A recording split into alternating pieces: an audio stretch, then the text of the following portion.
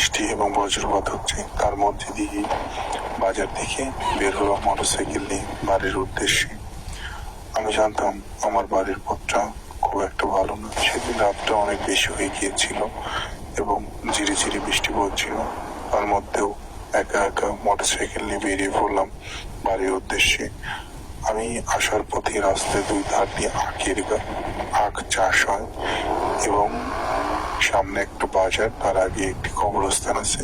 আমি হঠাৎ করে আমার মোটরসাইকেলের আলোতে দেখতে পেলাম কি যেন একটি লাশ কবরস্থানে উঠিয়ে নিয়ে যাচ্ছে। এরকম একটা ফলো করলাম, আমি বিষয়টা এড়িয়ে গেলাম। হঠাৎ করে আবার সামনের দিকে আবার চোখ গেল, তখন দেখলাম ঠিক তাই তো, কি যেন একটি লাশ উঠিয়ে নিয়ে যাচ্ছে। আমি হট করে মোটরসাইকেলটা আমার বন্ধ হয়ে গেল, আমি থেমে গেলাম।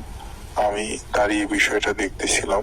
ইতিমধ্যে মনে হলো আমার হাতে থাকা স্মার্টফোন দিয়ে বিষয়টা ভিডিও ধারণ করি। আমি ভিডিও ধারণ করতে যাচ্ছি, হঠাৎ করে আমাকে পিছন থেকে কে যেন ডাক দিলে।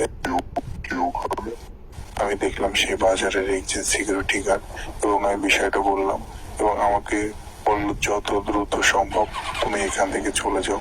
আমি কিছু না ভেবে মোটরসাইকেল দ্রুত টেনে আমি বাড়ির দিকে রওনা দিলাম।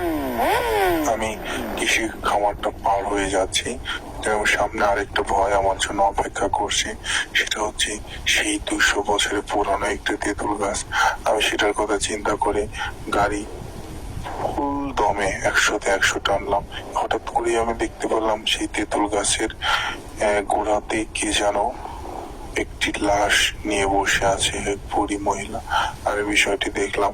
আমি কোনো কিছু না ভেবে আমার গাড়ির পিকআপ আরো বাড়িয়ে দিলাম এবং দ্রুত গাড়ি টেনে আমি সেই লাশের উপর দিয়েই চলে আসি এবং আমি বাসায় চলে এসে গাড়ি রাখি এবং আমার শরীরে ভীষণ জ্বর এসে যায়।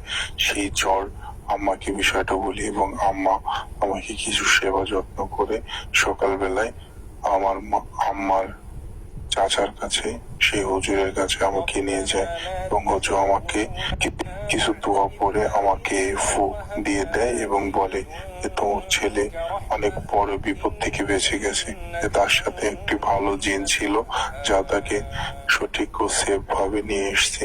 এবং সেই তেঁতুল গাছের কথা মনে হলে আমার গা এখনো শিরে ওঠে।